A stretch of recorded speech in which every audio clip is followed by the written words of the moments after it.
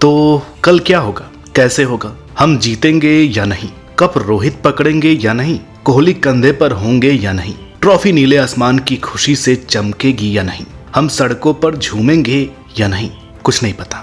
मगर पता है तो सिर्फ ये कि आज रात क्या होगा। आज पूरी रात कल दोपहर के इंतजार में गुजरेगी, वो इंतजार जो पिछले 12 सालों से हमें है। आज पूरी रात बिना नींद आए गुजरेगी, वो नींद जो कई रातों करीब आकर मिली हार से उड़ी है। आज रात बस कल ख्वाब पूरे होने की आस में गुजरेगी, वो ख्वाब जो बीते कई सालों से सज रहा है पर मुकम्मल नहीं होता। इस अधूरेपन को पूरे करने की आस में कई प्लेयर्स कुर्बान हो गए। कभी 3 साल पहले से वर्ल्ड कप की तैयारी में कई महान प्लेयर्स बिना अलविदा कहे ग्राउंड छोड़ गए, तो कभी एक प्लेयर ने अपनी उम्र अपनी जान की परवाह किए बगैर हर बाजी आखिरी समझकर खेली। बिल्कुल वैसे ही जैसे इस साल हमारे जाबाज खेले हैं, वो जाबाज जो पहले बिखरे हुए 15 टुकड़े लग रहे थे और आज एक सेना के बराबर है। वो सेना जिसका सेनापति हर बॉल पर कफन बांध कर खेल रहा है, उसे जैसे कल की कोई फिक्र ही नहीं है, उसके लिए जो भी है आज है। दूसरी तरफ है सेनापति का बायां हाथ यानी शुभमन गिल, जो कंधे से कंधा मिलाकर यूं खड़ा है जैसे 150 करोड़ जनता की उम्मीदें बस उसी पर ही टिकी है। वो अपने कप्तान के आउट होने के बाद बिना डरे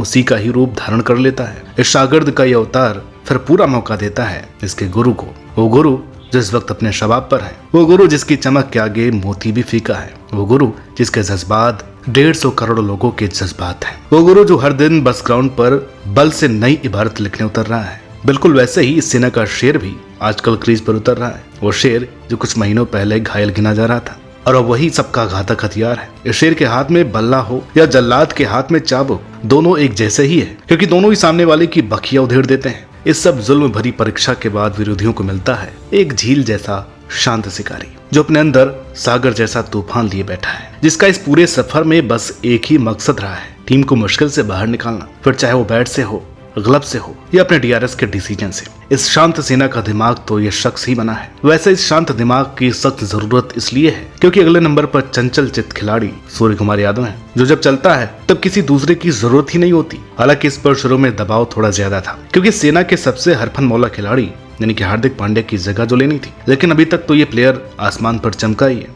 भला चमके भी क्यों नहीं। इस सेना को विश्व के सबसे मजबूत पिलर का सपोर्ट जो है, वो पिलर जो बैट बॉल के साथ हाथों से भी जादू दिखाता है। मौका आसान हो या मुश्किल, इन हाथों से नहीं निकलता है। बाकी जो कुछ बच जाता है उसे आड़ो हाथ लेता है छुपा रुस्तम। वो छुपा रुस्तम जिसे सब फूका हुआ कारतूस समझ रहे थे, लेकिन सबसे बड़ी जंग शुरू होते ही इस सिपाही ने खुद को पेशेंस की आग के हवाले कर दिया और अपनी फिरकी भरी गेंदों से सामने वाले बल्लेबाजों को इशारों पर नचाया।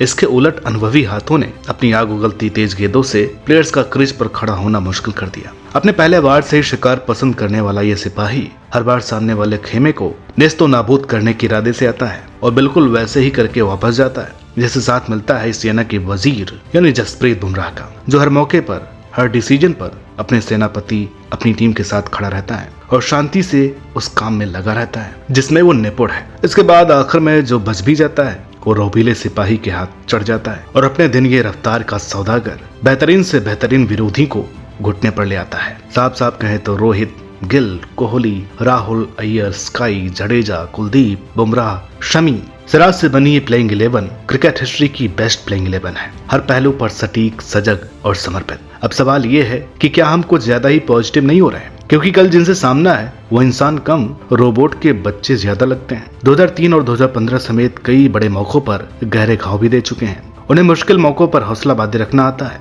वो हार बस हारने के बाद ही मानते हैं। उन्हें जज्बातों नहीं इरादों से फर्क पड़ता है। तो क्या इस सब के बावजूद भी कल का दिन हमारे लिए खुशियों भरा होगा? तो इन सब अटकलों और सवालों का जवाब है हाँ। कल हम अपने साथ 2003 में हुए सलूक का बदला लेंगे। हाँ, हम 12 साल पुराने इंतजार की बीड़ियों को तोड़ेंगे।